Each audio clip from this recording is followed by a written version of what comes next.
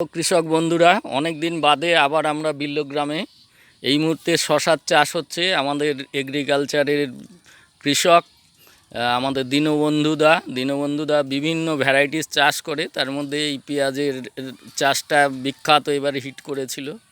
তো শশার চাষটাও ভালো হয়েছিল। এবার আবার বর্ষার শশাটা চাষ করছে। তো দীনুদা কেমন আছেন? ভালো আছি। ভালো আছেন তো? এটা আপনার নিজের শশার জমি? আমি লোকের জমি এটা লাগিয়েছি। লোকের জমি আপনি নিয়ে লাগিয়েছেন? লাগিয়েছি। আচ্ছা, তো এই শশাতে আমাদের ইন্ডিয়া গ্রোর কী প্রোডাক্ট এখন পর্যন্ত ইউজ হয়েছে?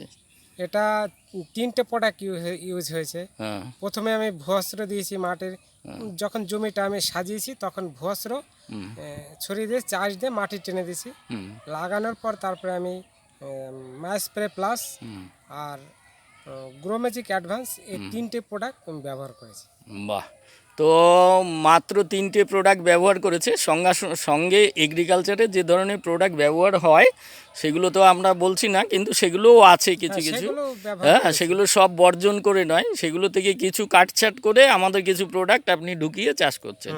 এতে কি এই মুহূর্তে যে গাছের কন্ডিশন আছে, এতে কি মনে হচ্ছে আপনার আমাদের এই প্রোডাক্টগুলো দেওয়াতে কি পরিবর্তন কিছু বুঝতে পারছেন? হ্যাঁ, অনেক পরিবর্তন।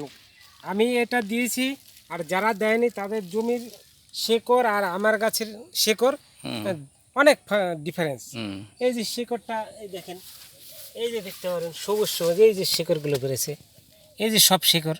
আচ্ছা আচ্ছা। আর অন্য জমিতে কিন্তু এত শেকড় বেরোয়নি। আচ্ছা, তার মানে শেকড়ের জোর থাকলে অটোমেটিক ফলন, গাছ সবই ভালো থাকবে। দেখেছেন, এই যে শশা অটোমেটিক ধরেছে, বিভিন্ন জালি এসছে শশাতে।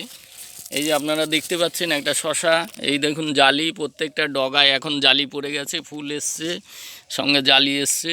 তো ঈশ্বর যেন সঠিকভাবে ওয়েদারটা কিছু দিনের জন্য ঠিক রাখলে আমাদের কৃষক বন্ধুরা ভীষণ লাভবান হবে। তো সবাইকে এগ্রিকালচারে উদ্দীপ্ত করার জন্য আমরা এই ভিডিওগুলো পোস্ট করছি।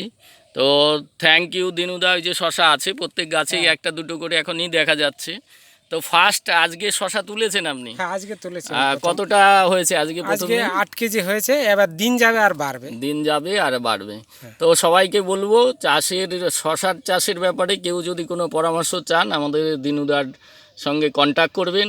আমাকে ফোন করলে আমি কিন্তু অটোমেটিক বা কমেন্টস করলে দীনুদার ফোন নাম্বার দিয়ে দেবো, দীনুদার সঙ্গে যোগাযোগ করবেন। Thank you. সবাই ভালো থাকবেন, সুস্থ থাকবেন, এই কামনা করে শেষ করছি।